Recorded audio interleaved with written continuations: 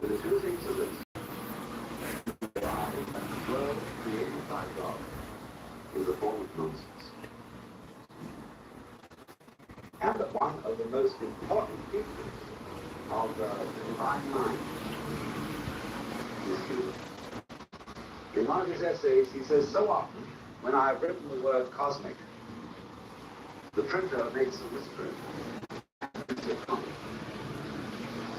But he said there's a certain unconscious wisdom. The cosmic is the comic. Dante wrote the Divine Comedy, an account of heaven, earth, and hell. And one finds, you see, that in ordinary people's religious attitudes, there is the fact that both these things are nonsense and occasion. When I was a boy, I was brought up in the Church of England. I went to school in school camp. And of course, we attended the unity services. And one of the cardinal sins which one could commit was to laugh at church. That was because, you know, just like laughter before, that laughter is threatening to parents. And if you could see God a monarch who rules by violence, whatever kind of violence it may be, military violence, moral violence, any kind of violence, all parents they sit in courtrooms with their backs to the wall, surrounded on either side by their guards. And everybody who comes in, of course, has to fall flat on their faces because they have to be difficult to attack. And so, when a Marine sergeant on parade salutes the flag,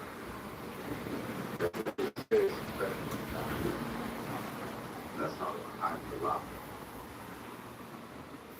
And therefore, we have associated the word solemn as that we celebrate after the word solemn, high mass. Solemn means serious. And one of the great things, one of the fundamental insights in all Testament is that the attitude of heaven is not serious. There's a famous passage in the book Orthodoxy where it says, things like stones are subject to gravity. They are heavy, they are grave, they are serious. But in all things spiritual, there is life. And therefore a kind of control. The angels fly because they take themselves lightly. And if that must be true of the angels, how much more evidence of the Lord the angels? I have said in my funny way that there are four fundamental philosophical questions as far back as we can remember. The first question is who started it? The second question is are we going to make it? The third question is where are we going to finish? The fourth question is who's going to come out? But that, all those things suggest the fifth question, which is it serious? Like when someone is sick, it says to the doctor, is it serious? Are you serious? But we would say, that's quite the wrong question to ask. Not are you serious? Because that would mean, are you grave? Are you heavy? Are you ponderous? Are you solid? And all the senses that kind of lack of spirituality. And it's much better to ask people not are you serious, but are you sincere? In other words, are you doing? You would say, careless man. So from his view, the world is fundamentally not serious. It is sincere. And beyond that, to go on to the higher mystery of his insight, the world is basically nonsense. Now, what do we mean by that? In the book of Job, which is the most profound book in the Bible, as far as I'm concerned, there is raised the problem of the suffering experienced by those who are just and righteous. And Chesterton has written a great deal of the book of Job. And without holding correction, I'm going to summarize what I've learned about this book, because this is really very important about this whole theme. The prelude to the book of Job is in heaven. And a conversation ensues between God and one of the angels called Satan, otherwise known as Samael. Hell, the name of an angel like Gabriel, Raphael, Uriel, and so on, means divine being. Angel of heaven, called heaven. And the role of Satan in the Old Testament is different from the role of Satan in Christianity. The role of Satan in the Old Testament is he's the district attorney. He's the prosecutor. And as you will see in a court today, it is arranged that the prosecution is always the judge and the defense is on the right. So at the left hand of God, a situation that is not mentioned in the creed, there is a false prosecutor. At the right hand of God, when he sits at the right hand of the Father, is our only mediator and advocate, Jesus Christ. He's the counsel of the defense. And he happens to be the boss of the Son. Person of prosecution. After the course of time, you read reports of cases in court, and you get very familiar with court procedures. You always start having to do with. And therefore, antipathy towards the prosecution. Because the prosecution is always pushing people, always saying nasty things. And the defense is always trying to say nice things. So therefore, there's popular enthusiasm for the defense and popular displeasure for the prosecution. And it was for this reason that the particular angel called Samael, or Satan, was in due course of time thrown to the devil, the enemy of all things good. Whereas actually the devil in the book of Job is a loyal servant to the God of heaven, because he's not doing the prosecution. So he proposes that God try Job. He said, you think he's got a virtuous heart. But he's only a virtuous heart. You see what happens when you visit him with suffering, and then see God. So God does exactly that. And he visits Job with all his friends. And then the three friends of Job sit around, and they try to rationalize why all this is happening. They say, you, in effect, you must have committed some sort of sin. Otherwise, you wouldn't be suffering. This is the reasoning of the book of Deuteronomy. That if you obey the law of God, you will prosper. And the Hebrews were returned to the public as well as the account. So the book of Job highlights this question. And all the advisors of Job, the three men, have this discussion with him while he's covered with sores, in some wretched pad, with all his property lost and his family in trouble and so on. And he cannot see any sense in the context. And finally, the 28th of the 28th chapter. And he comes in a whirlwind. And he refutes the advice of all these people. Who is this, he says, that darkens the words without I'll stand you up like a man, answer like a man. Wait there. So the morning stars together called sons of God shouted for joy. And then he goes on to ask Job a series of questions, which include such questions. Why do I send rain on the desert where no man is? Can you catch the Leviathan? Can you run here? Make them work. Or can you loosen the astrological influences of this constellation of the Lion? Can you do this? What is it all? So a series of questions are delivered to Job, none of which have any answer. And the effect of these questions on Job is to solve his problem. And ordinary intellectuals of the book of Job always say that this isn't really the answer.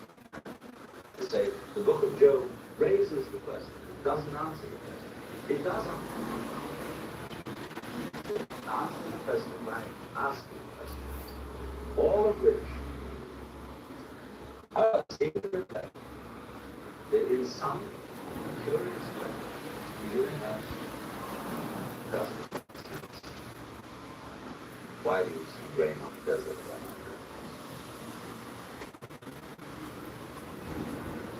Now what about it?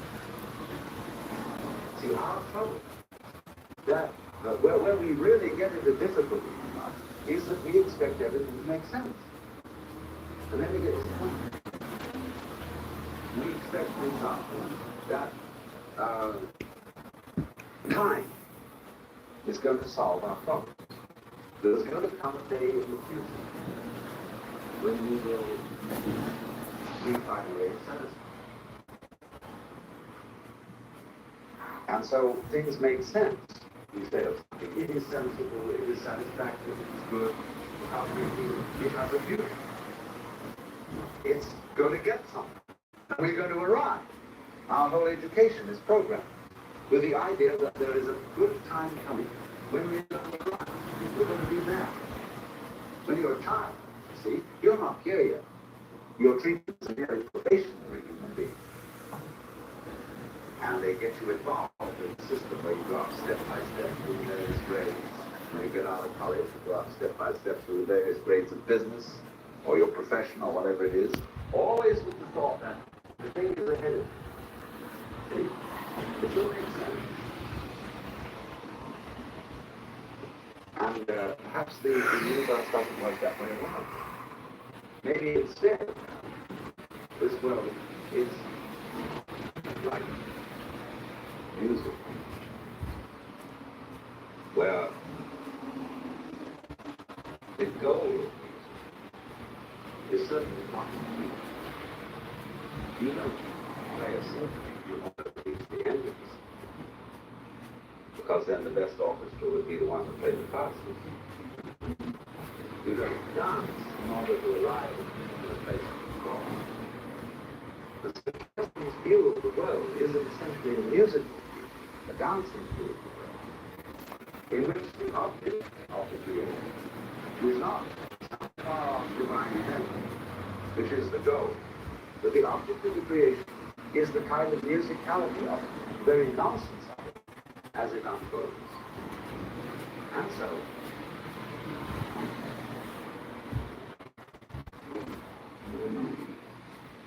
that when you talk sense, your words refer to something else. In other words, if I talk about tables and chairs, these sounds about tables, chairs, refer to something in the physical world. The sound table is not the table, but it refers to this. Then when we ask, what does the world mean? What does the table mean? The noise table means this. Now, does this? What is the meaning of life? If we ask the question, what is the meaning of life? We are treating life as if it were a set of words, a set of symbols. But it isn't. The real greatest is that these things don't have any meaning. Now, in all the way of talking in the West, we would say that's terrible. Something that has no meaning is awful. A meaningless life, you see, that we say about the most dreadful kind of life. The testing kind. That the meaningless universe, the nonsense universe, is just great. Just because it doesn't exist.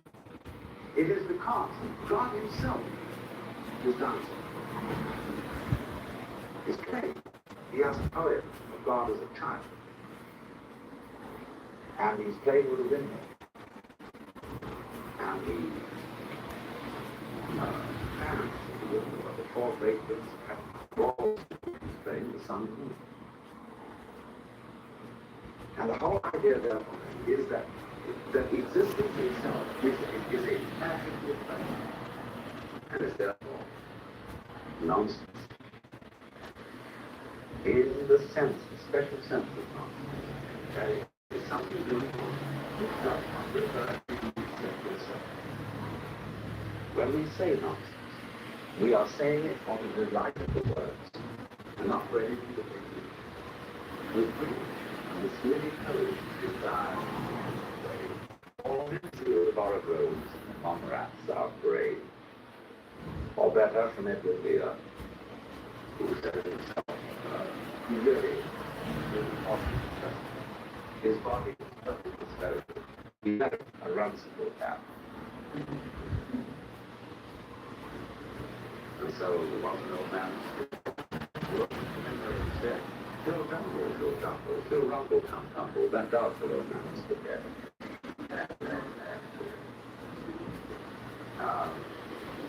All around. Puff skin, pelican, G. We think no bird so happy as we. Puff skin, pelican, bill. We think so then, thought so still. You see, now, he says that in this kind of marvelous playing with the voice and with words, you have something nearer to the other than you do with statements that make formal sense. Even though this man Chesterton was a great believer in reason, and you know in the Father Brown story of the occasion when Father Brown despised the criminal and asked for agents of peace, because the man said, "Oh, we cannot find out God without reason. All the things are divine are beyond reason, and we must learn to suspend reason." And at that moment, Father Brown knows this man is not a good Catholic. Not really a peace at all. Because Thomas bases everything saying consistency with reason and faith. And Chesterton believed in that very strongly. But that didn't prevent him from seeing the difference, that there is a kind of super reason and unreason, but not just pure unreason, but it's something that we recognize as nonsense, in the sense that it would be that there is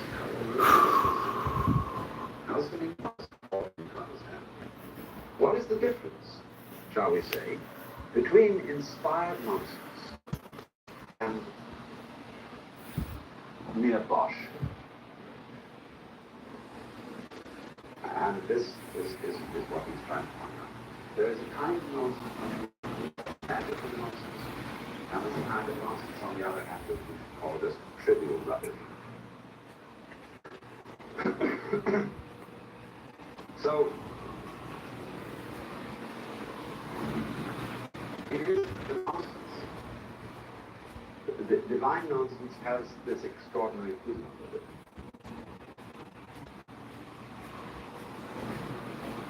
Which requires me both in saying it's a great thing to look at a rhinoceros or a hippopotamus, creatures who do exist and look at big up.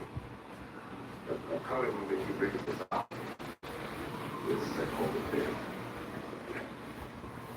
Dark the sea was, but I saw him, one great head with goggle eyes, like a diabolic cherub, flying with horns. I have heard the horse denier. I have known the wordy wars. I have seen a man by shouting seek to orphan all the stars. I have seen a fool, borrow from the heavens a tongue, so to curse no more at leisure. And I trod him not as done, for I saw that finny goblin hidden in the abyss untrod, and I knew there can be laughter on the secret face of God. Blow the trumpet, come save me, bring the age by reason fed. He that sitteth in the heavens, he told laugh. So you see, in a gold, you know those kind of Disney goldfishes that have all sorts of tails and fins and complications, with their big goggle eyes. What on earth are they doing? Tell us all about that. What is this bird? I mean, does it have a purpose? Goldfish, you know, they eat and they absorb things in, make more goldfish. And they go on making goldfish, more goldfish. No, we don't even eat them. Maybe something does that we finally eat. But fundamentally, what's the point of a goldfish? The goldfish is a solid thing. It keeps on going round. Huh? It keeps on going round and round and round and round and round. Lives beneath the water, but it's very seldom drowned. It is because it keeps on going round and round and round.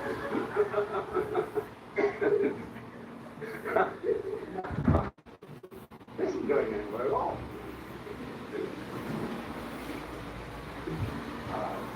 It was going as children like to go.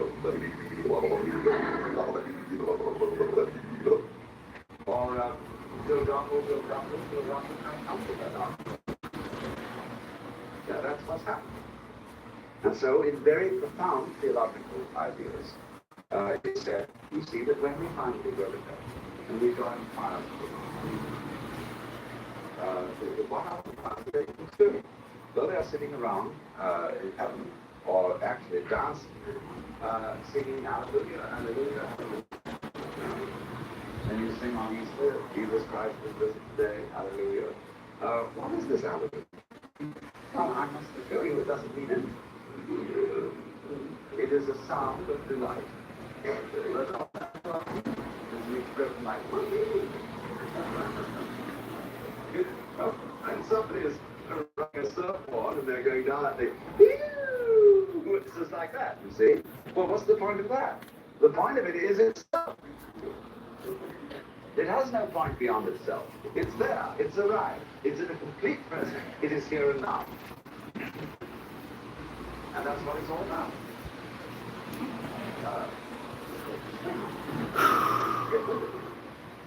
And that is, of course, what all those angels are doing. Beatific vision. That means that the word theos, which in Latin we translate blessed, but that's a lot of pious to them. Very happy. Joyous. They are. And so all the things, as Dante describes the Paradisi, and he said, first hear the sounds of the angels. He says, it sounded as if it were the laughter of the universe. And what? No laughter in church. Well, we are supposed to be a small representative of the vision, the angels scattered around heaven, represented by the order. The presence of the throne of God. Why? Associate all this with solemnity. You see, Sunday is a very interesting reason. It's kind of modification after the 6 days of creation, when God was working, took a day off. Holy day. That was, as it were, the culmination of the 6 days of work. In Christianity, of course, the Sunday is the first day of the week, and not the seventh day, the Sabbath.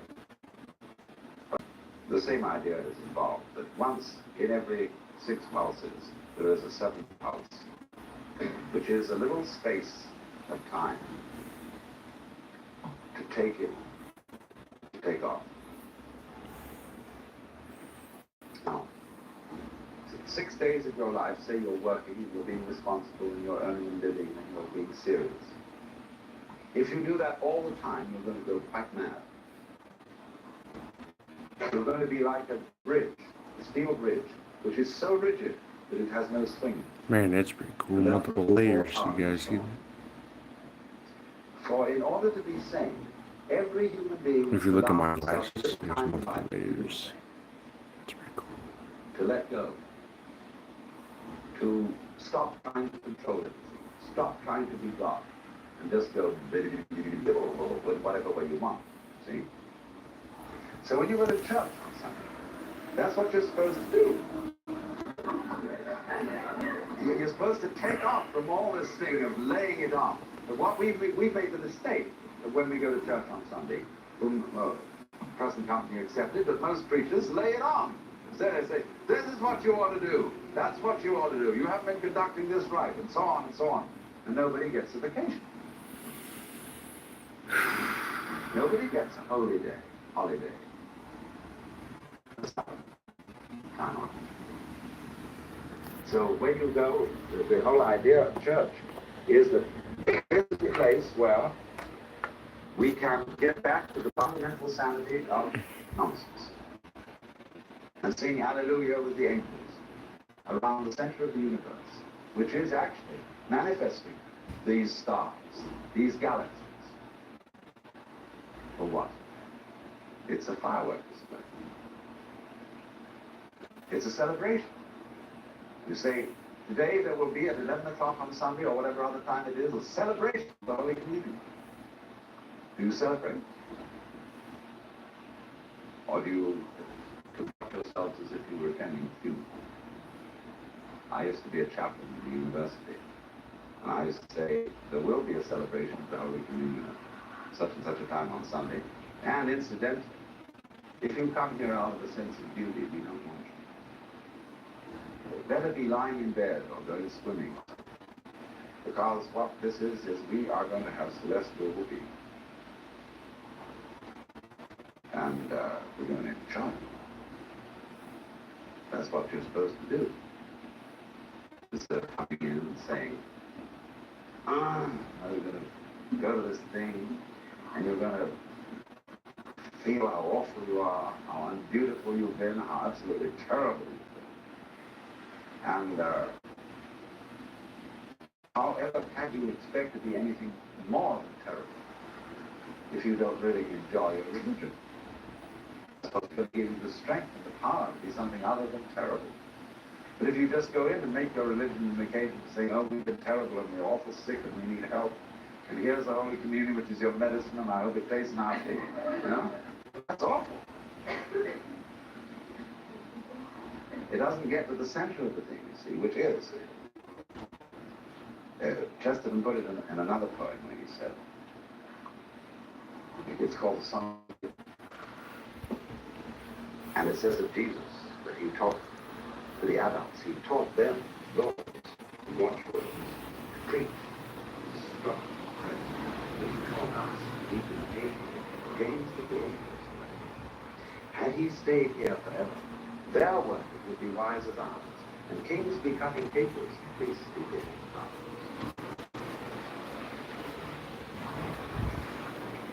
Because that's the sense, fundamentally, that everything that's going on is the sort of dance.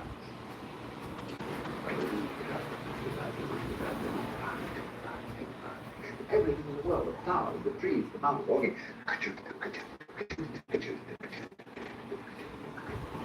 And we fight you, and you have no balance, you're born, you have no weight, you want to understand. Human beings think you're so special and so serious, and you've got to make sense of it all. There isn't any sense of it. Just join in, come on. Take the duty out, the whole thing. Finally seeing out of you.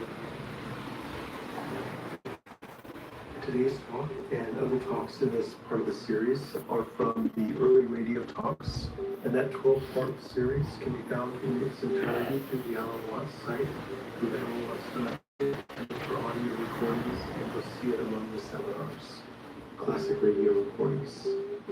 And thank you once again for joining us.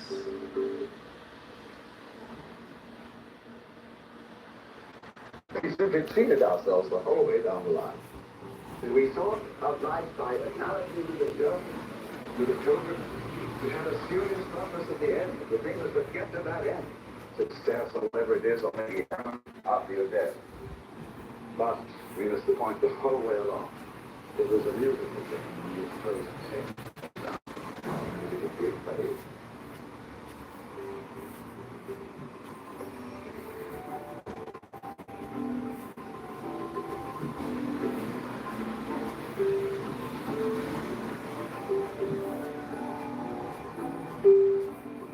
Welcome to Being in the Way, the Alan Watts podcast. I'm your host, Mark Watts, and today we're going to be listening to Neuroscience of Opposites, the first talk in a seminar called Learning the Human Game that was given in 1965 at the University of Michigan. In the next episode, we'll hear part 2 of this seminar, which hasn't been aired before.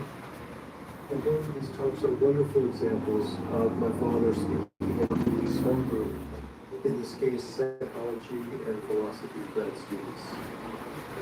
So here's our remarks. In the first session, I'm going to be given coincidence of opposites. It's really a very unorthodox and unacademic thing to do, to start a discussion with a group of psychologists on the subject of metaphysics.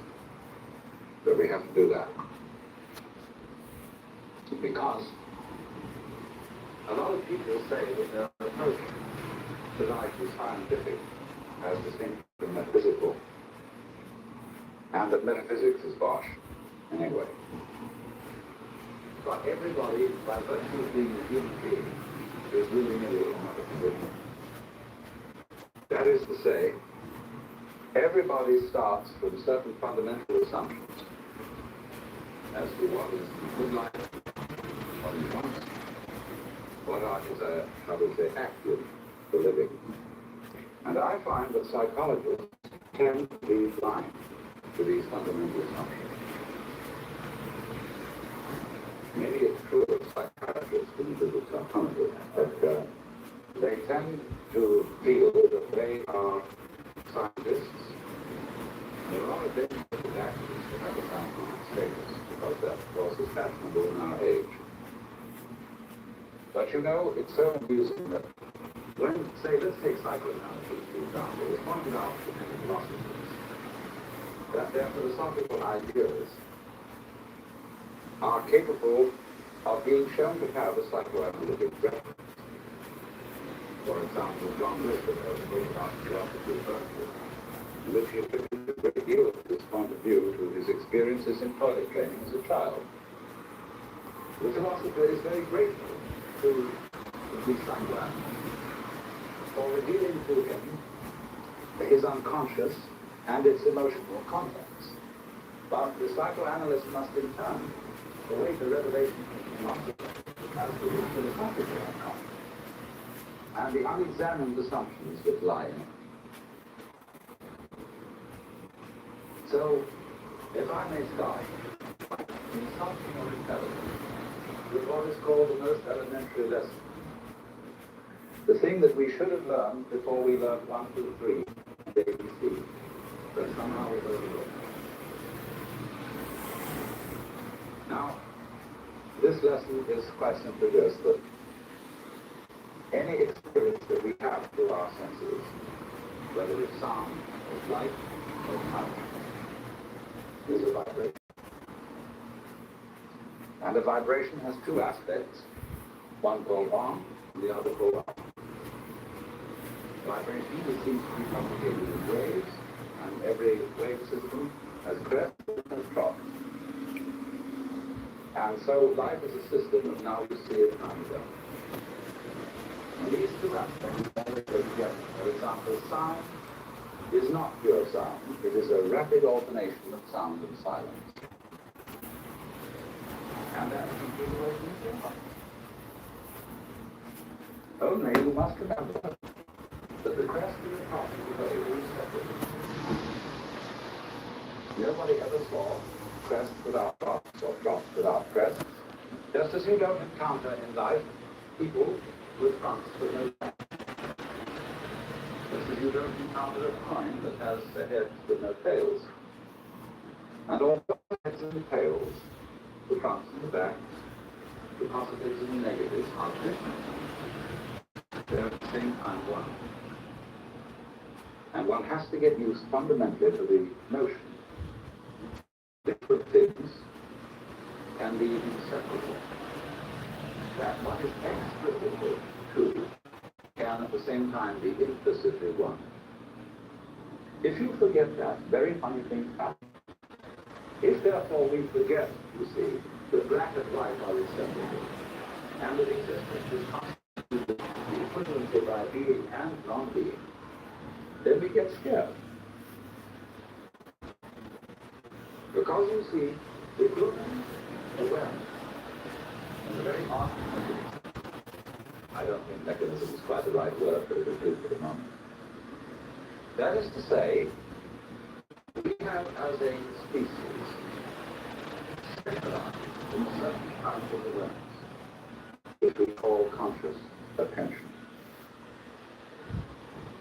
And by this, we have the faculty of the society of motion. We can restrict our gaze, and it corresponds somewhat with the peripheral field, namely the central field of vision in eyes.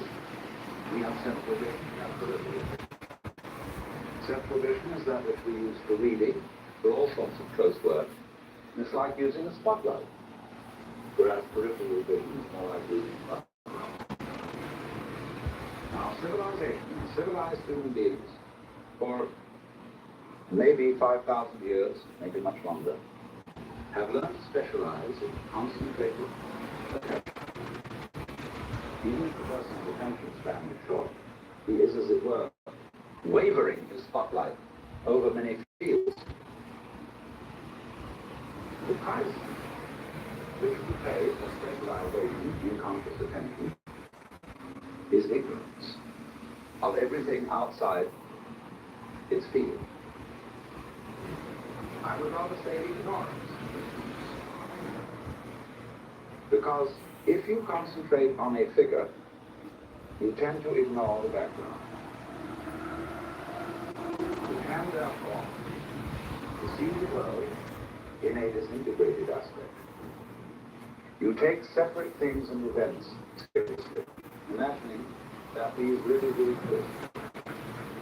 And actually, they have the same kind of existence as an individual's interpretation of the Rorschach plot. They're what you make up. In fact, our physical world is a system of inseparable differences. Everything exists with everything else. But we contrive not to notice that, because what we notice is what is noticeable. And we notice it in terms of notation.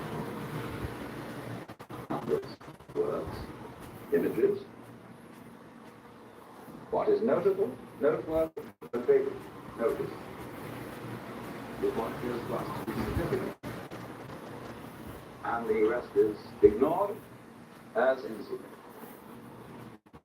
And as a result of that, we select from the total input that goes to our senses only a very small fraction. And this causes us to believe that we are separate beings, isolated by the boundary of the epidermis of the rest of the body. You see, this is also the mechanism involved in not noticing that black and white go together. Not noticing that every inside has an outside. The inside, what's inside goes on inside your skin is inseparable from what goes outside your skin. You see that, for example, in the science of ecology, one learns that a human being is not an organism, but is an organism-hyphen environment. That is to say, a unified field of behavior. If you describe just the behavior of any organism, you cannot do so without at the same time describing the behavior of the environment. And by that you know that you've got new entities. You are describing the behavior of the unified field. But you must be very careful indeed not to fall into own assumptions about the filiform nature of the universe. The organism is not the environment, being pushed around by it. Nor, on the other hand, is the environment the content of the organism, being pushed around by the organism. The relationship between them is used on the transaction. The transaction being a situation like buying and selling, in which there's no buying unless somebody sells, no selling unless somebody buys. So that fundamental relationship between ourselves and the world, which is in an old-fashioned way by people such as Skinner, who have not updated this philosophy, is that really independent mechanics. He interprets the organism as something determined by the whole environment. He doesn't see that in one way of talking about is simply describing a unified field of behavior, which is nothing more than what any mystic ever said. That's a dirty word in the academic scientific environment. But if a mystic is one who is sensibly or even sensitively aware of his inseparability as an individual from the total existing universe, he simply trusting. He will become sensibly aware through his senses of the way ecologists see the world. So when I'm in academic circles, I don't talk about mystical experience. I talk about ecological awareness. Simply. Now then, that's the first step, it seems to me, in what I want to present to you. But I call all this okay, and learn it. And so the next aspect of our metaphysical introduction must be about faith. You know, I think there are really four questions that all philosophers have discussed from the beginning of recorded time. Well, the second is, are we going to make it? The third is, where are we going to put it? And the fourth is, who's going to deny? When you think these over, it poses a fifth question. Is it serious? And that's the one I want to discuss. Is existence serious? Like you say to doctor, after you look at your is it serious? What does it mean? Means am I in danger of not continuing to survive? The question is, all right, to survive. In other words, must I survive?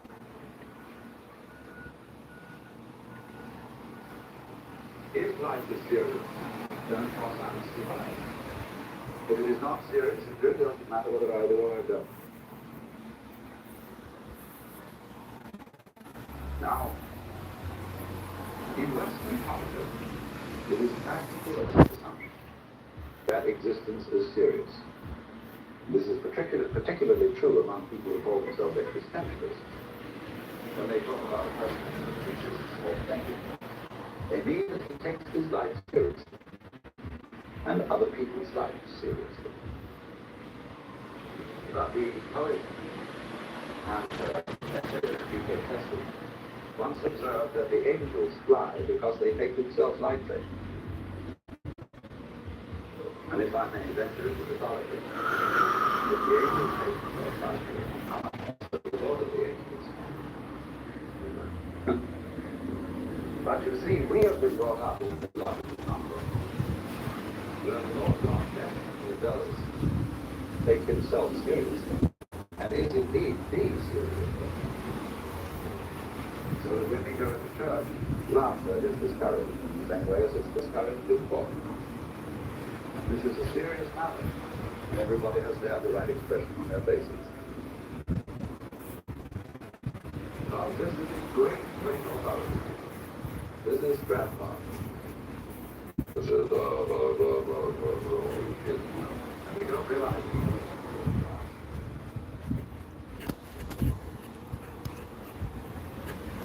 Now, therefore, you see, the mythologies on which the West has developed its culture.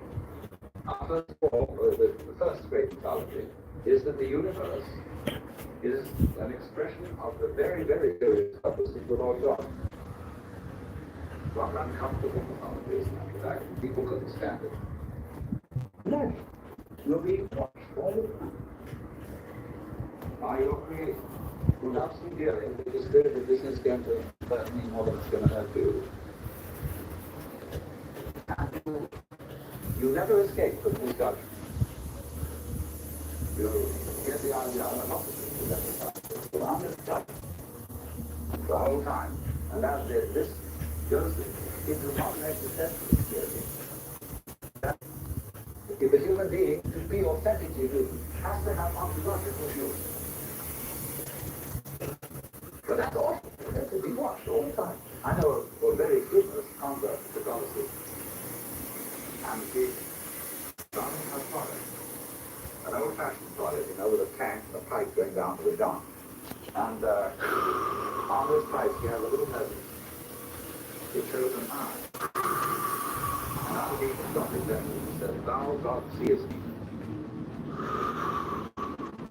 Well, it just became too much so that at the end of the you mythology. And this one says the universe is not intelligent at all. It has no presiding mind over the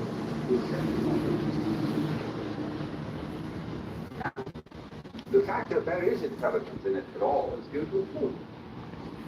Human beings just happen to evolve in such a and it's a pity in a way because you're something like a non-stop carpenter. And if you're going to make your life comfortable, you've got to find it. And make it submit to your own peculiar purposes. But you're a foreigner. Even though you evolved out of it, you're a fool. Because the thing is actually witness. It's a product of blind energy. You see how this reflected itself in the various philosophies of the 19th century. The common sense of most intelligent people is crazy.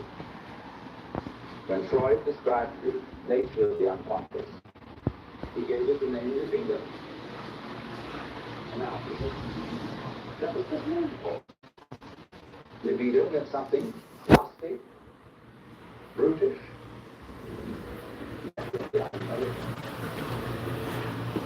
And the process of psychotherapy, from that point of view, is very largely saying now, in your past times, you tried to train your animal to observe everything. In the new days, we are not going to do that. We're going to give it lumps of sugar instead. Because we realize that the energies of the unconscious can't just be repressed. They have to be respected and canalized in a constructive way. So somehow some sort of compromise can be made between reality. But you see, this was using a metaphor. Freud used this two metaphors. One is the unconscious is the force, and the ego is the right. The other is that the psychological construction of man is a system of hydraulics. Jamming up, repressing, or letting the flow of pre-association come out. All these are hydraulic metaphors. And we have no evidence of the human psyche, of the human nervous system, is a hydraulic system.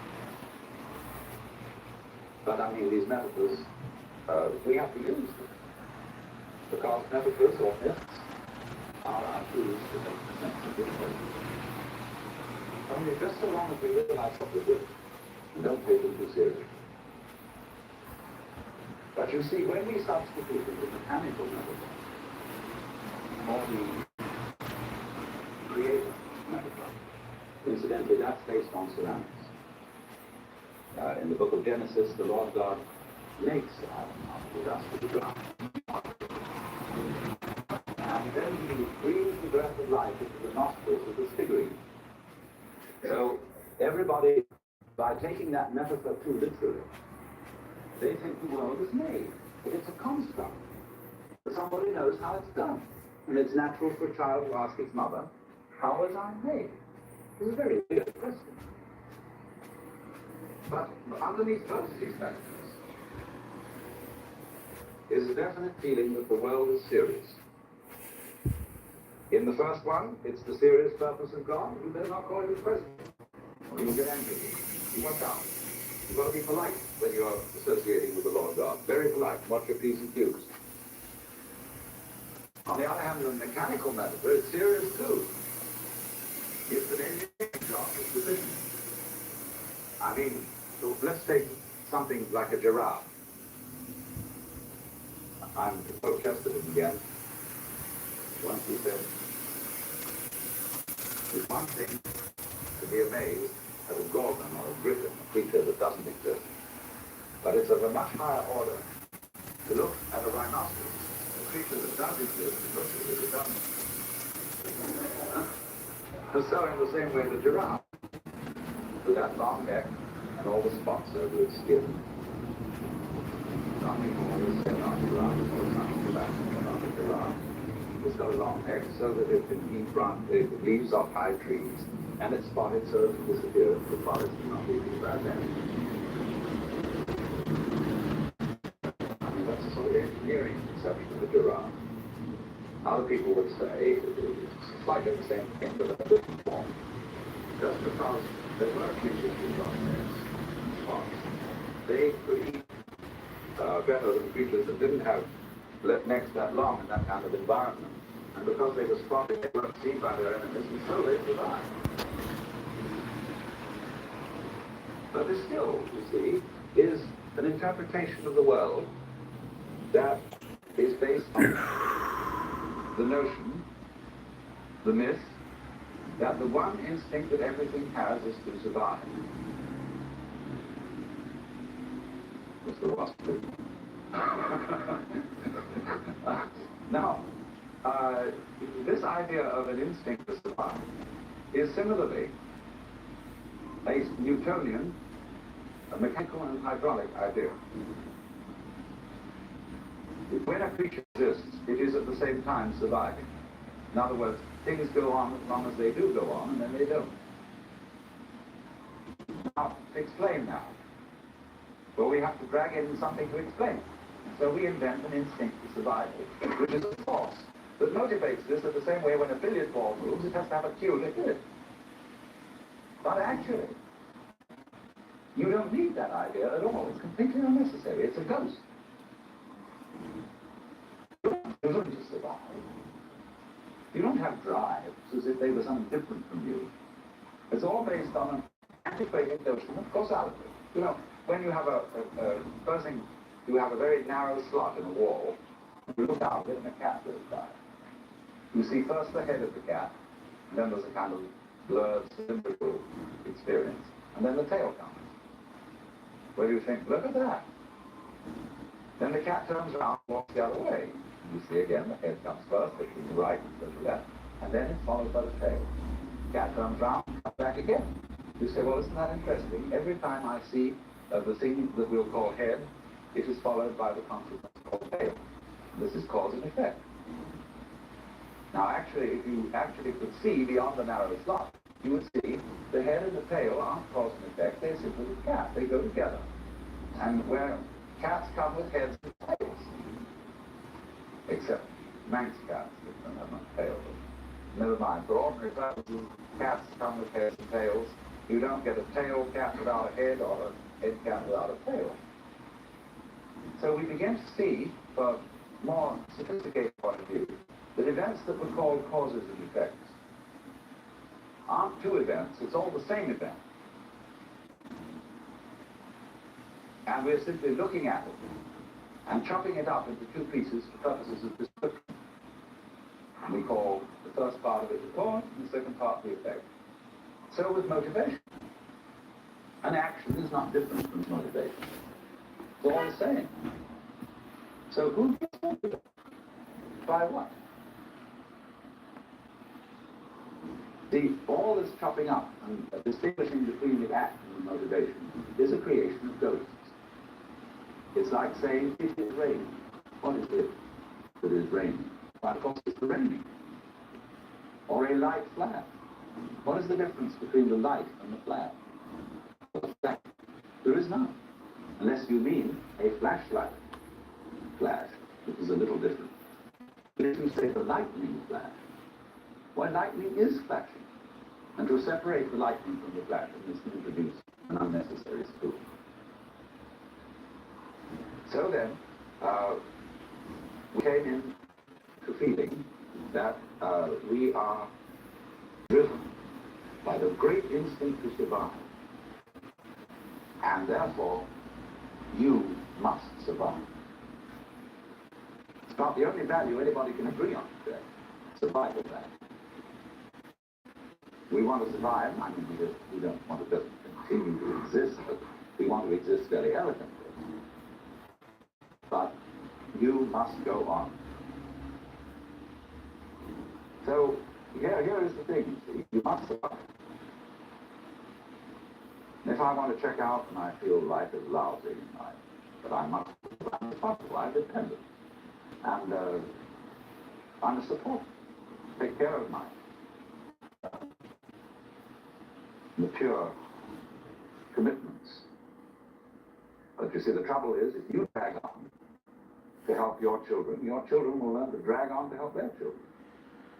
They'll go and survive possibly too, teach everybody to do the same. Now look here. What is survival? I've said that survival is the same thing as being. The thing is as long as it is, and then it isn't. That's survival. But it isn't something that you must do. Just in the same way, look here, if you say to a person, in order to be human, you must have a head. Is that a commandment? Or is it simply the expression of a state of affairs? Obviously, it's a state of affairs. We don't keep people running around trying to have heads. All right, a mother says to a child, you must have a bowel movement after breakfast every day. The child gets it as a commandment. Darling, try to go to sleep. Worse still, you must love them. In other words, not because all the children love their mother. And I don't want you to do it because I say so, but because you really want to. Did you ever ask your husband or wife, darling, do you really love me? And get the answer, well, I'm trying my best to do so.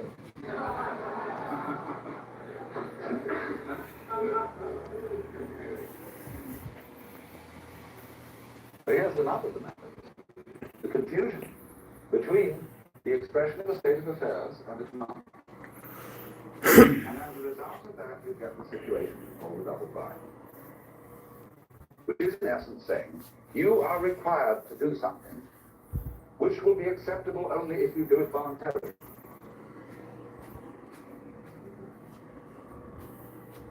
Now, existence, you see, is something that is spontaneous. Chinese word for nature, zhiyang, means that which happens itself. Your hair grows by itself. Your heart beats by itself. You breathe pretty much by itself. Your glands secrete their essences by themselves. You don't have voluntary control of these things. So we say it happens spontaneously. So when you go to sleep and you try to go to sleep, you interfere with the spontaneous process of going to sleep. Try to breathe, real hard. You find you get all up to breathing. So,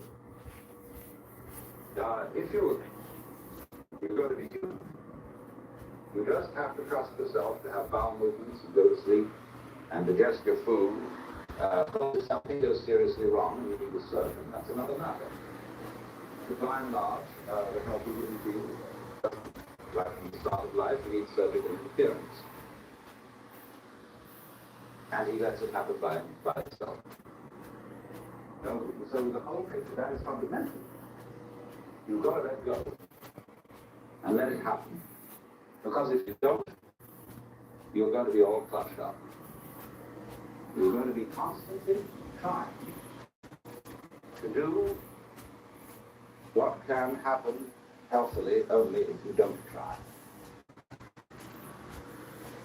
But we have a strange anxiety that if we don't interfere, it won't happen. Now that's the root of an enormous amount of trouble. But the basis of it all is this. If we say, you must survive, or I must survive, life is earnest, and I've got to go on, then your life is a drag and not a gain. Now, it's my contention, my personal opinion, this is my basic metaphysical axiom, shall we put it that way, that existence, the physical universe, is basically playful. There is no necessity for it whatsoever.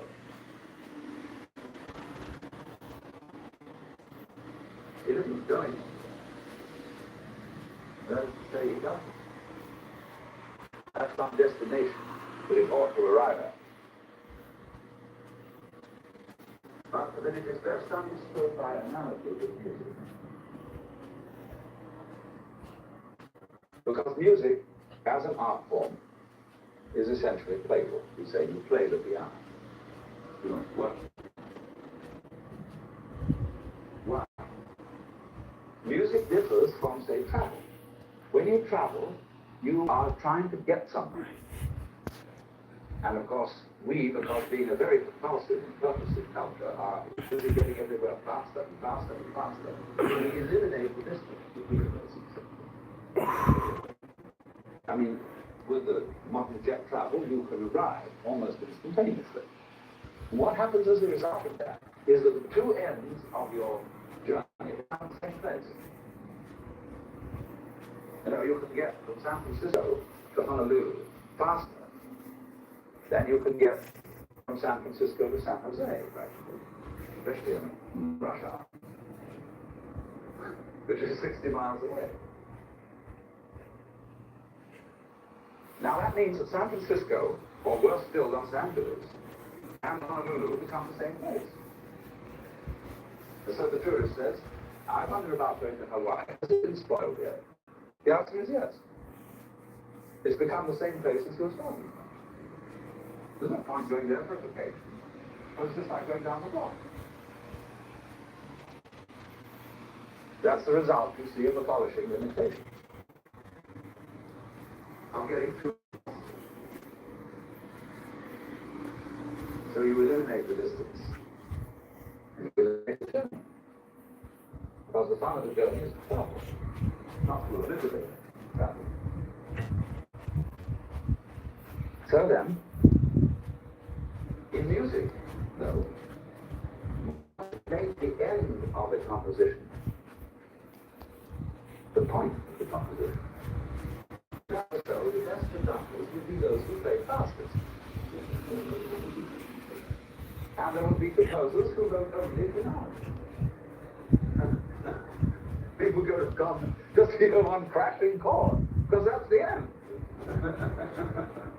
Same way in dancing. You don't aim at a particular spot at the moment. That's where you arrive. The whole point of the dancing is the dance. Now, but we don't see that as something brought by our education into our everyday conduct. We've got a system of schooling which gives a pretty different impression. It's all great. All right, guys, peace. And what we do is we put the child into the corridor of this grade system with a kind of